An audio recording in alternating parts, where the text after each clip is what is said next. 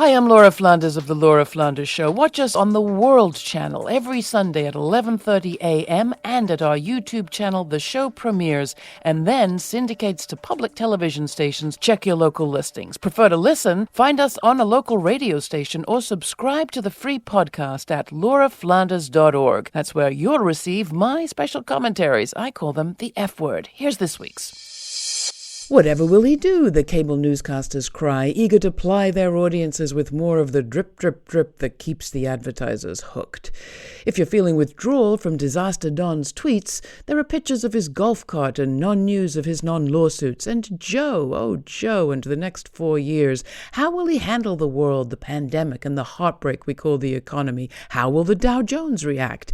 And had you heard that the Bidens will be bringing to D.C. the White House's first ever rescue pet? All this how's he doing coverage is par for the course as we transition to the next administration. But someone is missing from this picture of our politics. It's us. Mostly gone from the scene already are the men and women who for a few weeks this year were interrupted over breakfast in Iowa or bothered over burgers in Pittsburgh by reporters curious to know what they think. It's the quadrennial eclipse. Every election season, our picture of power momentarily opens up to include something resembling society before it snaps back to narrow in on a few so-called power brokers in Washington and Wall Street. It's that eclipsing of the demos that leads me to think that neoliberalism is not dead yet. Neoliberalism, as you'll recall, is the governing theory that came of age with Reagan and Thatcher, by which society is seen as a market and the needs of humans are second to profit.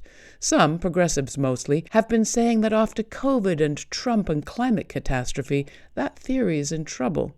And there's certainly reason to believe that voters want a shift. Look across the country at the many ballot initiatives that won majority support for raising minimum wages or taxing over-the-top wealth. 78% of Oregonian voters approved reining in corporate spending on elections, and 57% of voters in Colorado demanded workers get a fair chance to earn paid time off. Votes like that suggest that a majority of Americans might be ready for a change in priorities, not just some new people in government.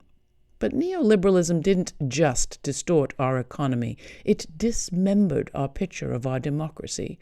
We need coverage now of people as active citizens, not just as consumers, reporting on society as if social life mattered, not just the course of the market. We need reporting on democracy that includes the actual demos. And that begins with a shift in the media. We're coming up on Giving Tuesday. How about you take a look around and support the media that sees you back? For special programming from us on food justice in America and the struggle over who grows what and who gets to eat, subscribe to our podcast or our TV show at lauraflanders.org, or find us weekly on your local PBS affiliate. That's it from me this time. I'm Laura Flanders. Thanks.